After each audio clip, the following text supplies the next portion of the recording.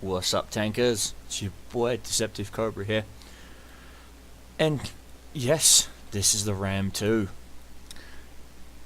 And first things first, I would like to thank a Twitch.tv viewer by the name of Sherry B for this wonderful gift of the Ram 2 and 1500 gold. Thank you very much. You are absolutely beautiful and a lifesaver. And today, because she bought this for me, she wanted me to do a tank review on it, so here it is. The Ram 2. I've had such a love-hate relationship with this tank. I have owned this tank before in the past and sold it simply because I needed a tank slot. Well, I don't need tank slots right now. So she asked me what tank do I want, and she could give me a set budget. And I'm like, great, I'll take the Ram 2. Why? Because the Ram 2 is just awesome. And it is an awesome tank. So, without further ado, let's get on to a review of the Ram 2, shall we? Medium tank Ram 2, developed on the basis of the M3 and produced in Canada from 1942 to the summer of 1943, none of the 1,849 vehicles were ever used in action, although some were used for training purposes. So out there you can... These are very rare tanks in question, physically, but it doesn't mean you can't buy them. I've seen a few of them. I've even seen parts for them floating around at swap meets and things like that. And I know you're thinking, wait a minute, there are tank swap meets? Yes, there are tank swap meets. Let's take a look at its details in question. At 610 hit points, that's pretty healthy for a tier 5 medium. It really is. Comparing it to, say, the M4 Sherman, who only has 460, you know, that's a big difference. I believe the T25, the German tier 5 medium, has around about the same hit point mark. Let's see, let's look at the M7, shall we? That's only got 440 hit points. So yeah, it's wow. It's a pretty healthy amount of hit points there. Armor comparison. So, you know, let's do the engine first. She has a 440 horsepower engine, top speed of 38 km/h with a traverse speed of 37 degrees per second.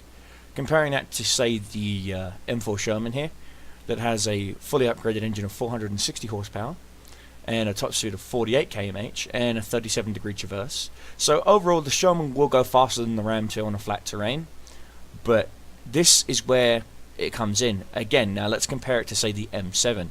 Now the M7 has a 460 horsepower engine, same as the Sherman, but it goes at 60 km/h, and it will see 60 km/h. I often do tank drifts in this in the M7. I will literally drift around a turn in an M7. But 48 degree traverse is absolutely, you know, top dog. But where the Ram 2 shines in this category is in its armor. 76mm in the front and the hull and the turret, compared to 51 in the hull on the M4 and 63 in the turret. 38 in the hull of the M7 and 51 in the turret. Side armor of 63 versus side armor of 38 and side armor of 32. And rear armor of 38 versus rear armor of 38 and rear armor of 35. The Ram 2's rear armor is as thick as the frontal armor on the M7.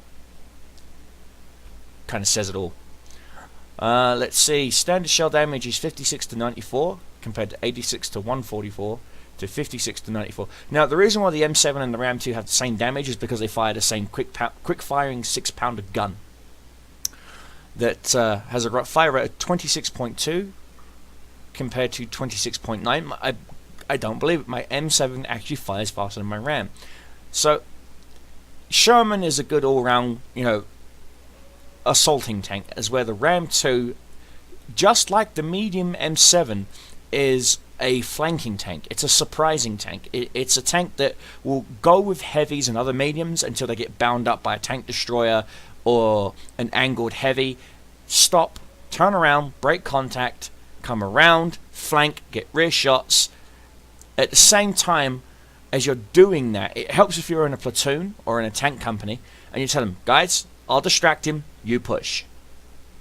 And if the guy is stupid enough to ignore you, that fire rate combined with the gun will eventually whittle him down. Now the view range is a little piss poor at 330 compared to 380 with the M7. Signal range again is piss poor at 570 compared to 745. So what that tells me is what you can do to offset the weaknesses of the actual tank is to have a really good crew. And what I've got right now in my Ram 2 for a crew wise is I'm using my old E2 crew. Now, my old E2 crew I don't own the easier E2 Jumbo anymore. I sold it. I recently just sold it simply because I wasn't using it. I will buy it back at another stage in time, but it's just going to be mothballed. Very much just like my Pershing. My Pershing is now mothballed. Simply because it's just not cost effective or viable, even with a premium account, to run an M26 Pershing. Even if you use that beautiful view range of 400 and that radio range and just use it as somewhat of a in-between medium and scout tank, it's just not good enough. Because the matchmaker will instantly put you in against E100s and Mauses and you know, Mark 48 Patterns and all these other tanks that have the same view range as you. So you're now superfluously and useless. Your gun is too weak to do anything. They really need to show the Pershing some matchmaker love by giving it a limited matchmaker, or look at rebalancing its econ, because until then my M26 Pershing won't even see the light of battle. It'll just stay there mothballed. Now back to the Ram 2. What do I think of the Ram 2? When I first saw this thing, I hated it. To tell the truth, I absolutely hated it. It was just a very more heavily armoured M4 Sherman with a more faster firing gun. Now, yes, let's take a look at this gun, shall we? Now, it is a tier 4 gun. Okay, so you're thinking, you're scratching your head there. Tier 4? Yeah. Really, that's almost Soviet inaccuracy. 0.43 with a 2.3 second aim time. Aim time's pretty long for what you're doing. 75 alpha, there is no way you can increase the alpha of any gun. There isn't. The only skill you can get that will help you offset the alpha of the gun is Deadeye, and all that does is give you a chance of destroying a module or killing a crewman. That is it, and that's where, and if they're smart, they'll have a spore liner armor down here in the complex equipment to offset the Deadeye skill. The Deadeye skill is so easily avoided, it's not funny. Pretty good fire rate, 26.2 rounds per minute, which is bloody impressive. Now, what it does mean is the penetration. 105 with regular rounds or 170 with premium. Yes, I am rocking 19 premium rounds. Now, why am I rocking 19 premium? Well, I'm running those 19 premium on that off chance that I actually come across an enemy tank that's got a slip of life. I'll just quickly switch, especially with that reload rate, quickly switch to a premium, fire, finish them off, switch back to a regular round.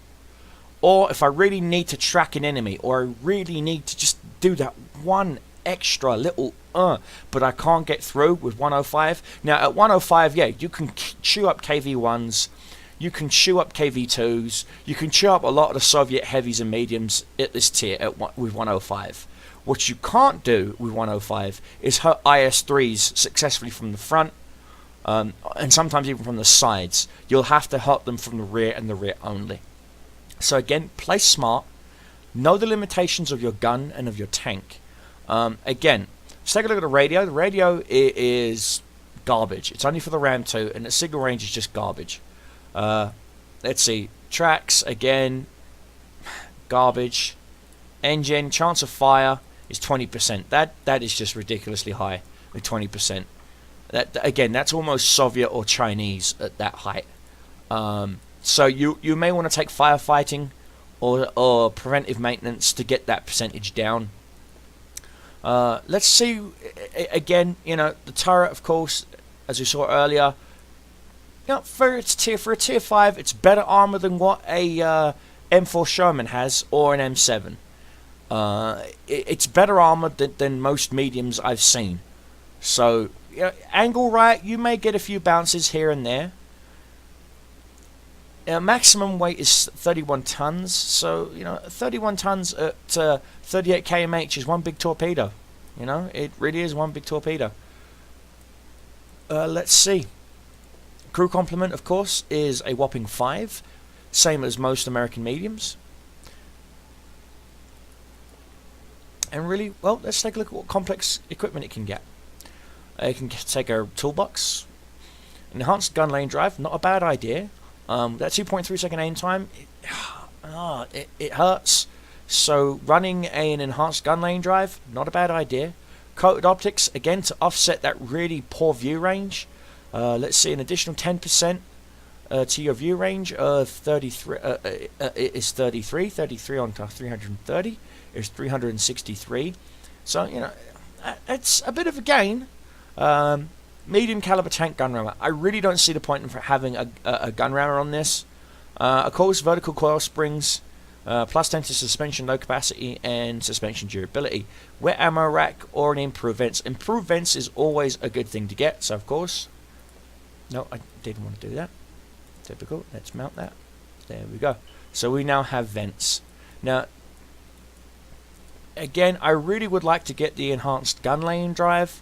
You're not the tank that's going to be spotting. You're the tank that they're not going to see coming. That's the philosophy that I have when it concerns this tank. And that's what I'm going with. As you can see, the driver has off-road driving. Gunner has Deadeye. Commander has Mentor. Radio guy has signal boosting. And the loader has safe stowage. Again, I depends on what's shooting at. If it's a big sneezy Soviet gun, he killed ammo rack you. There are plenty of weak spots. For example, the side vent here, the side hatch here, machine gun port here, commander's port here, the view port here, the machine gun port next to the gun. Yes, you can pen it through this mantlet. Let's see from the sides here. Again, another weak spot right here, another weak spot right here. So yeah, you've really got to be smart when you're playing the Ram 2. Again, you know, it's just an all-round tank, and that's from the complex equipment wise, guys. I really, the only thing I can suggest you get is the enhanced gun lane drive. Maybe if you really want to fire even faster, the medium caliber tank rammer, but you really won't fire that much faster. So let's throw on that, okay, and then let's get into a game without the gun rammer, and then we'll do a game with the gun rammer. Okay, we're on Wide Park. It's a tier 6 battle. They've got a TOG and a KV-1S, 2 KV-1s, a T-14. Puncherschliffe 4C, 2 artillery, Churchill 1. So it's going to be a game that we're going to have to be on the ball. I like to go up to the 9-0 line, use the height advantage. Now with this fire rate and that height advantage, I think we should be able to do some damage. Now let's see. Of course, I am carrying 19 premium rounds and 73 non-premium rounds. So yeah, let's see what we can get up to. Take care of that. Okay, 2.14 second reload. Is that bad? I don't think so. That's not too shabby compared to the 4 1/4 reload second of the M4 Sherman. Again, my M7 medium tank reloads in about 213, 212, just a little bit faster, not much, just a hair's breadth. And sometimes, as they say, it's the hair's breadth that's the difference between victory and defeat. Now we've got the KV-1S with the big sneezy 122 and the Panzer flak bus. Okay, that Stuart just got knocked out, which is a good thing. Panzer 36H is pushed over. Let's see if we can't surprise that Panzer. No, he's not going to roll forward, is he? T-14. No. KV-1 and this. I wouldn't. Okay, let's see. Oh, rear shots. Absolutely magnificent. Exactly. Punched right through. There we go. Made him pay that price. Now we have to be. Oh. That was the M37, hit me with artillery. Again, you've really got to be careful, guys. Found their flak bus. Can I get shots on him? I can. Oh. Already hit the... Thank you. They don't like it up. Come at me, bro. Yeah, that'll do. Nailed one of their artillery. We've lost a Hummel somehow.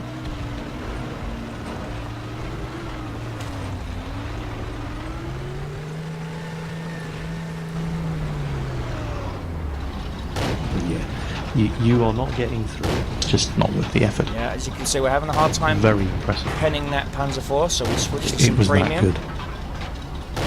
We backed off. Let's switch back to regular rounds. There's that M37. Of course, we can't get to him because of that flak bus.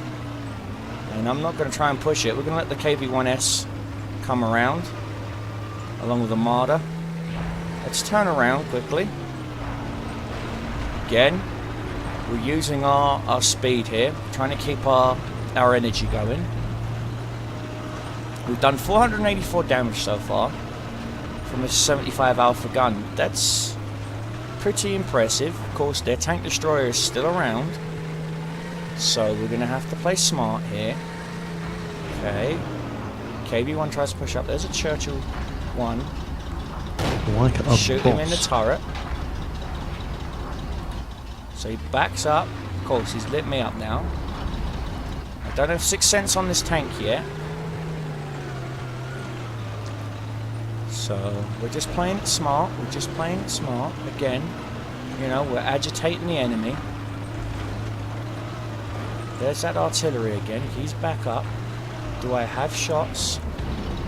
Oh, I do. Come on, get the kill, get the kill. As you can see, Totally worth nice. it. Side shots. Absolutely magnificent. Snapshot. Nicely done. There's that flak bus. Your butt was tasty. Nom nom nom. Like an absolute There we go. boss. 4 kills. I did ninja 2 of those at the end, guys. But this is my first game is back into the tank. And let's see, I banked 37,120 credits, 2,130 EXP, was my ×2 double. On the, the poor Panzer II knocked out his gun and destroyed his engine. He weren't going anywhere. Spotted the Churchill, 295 damage upon my detection. Spotted the Panzer, no one shot at him unfortunately, but I did manage to kill him.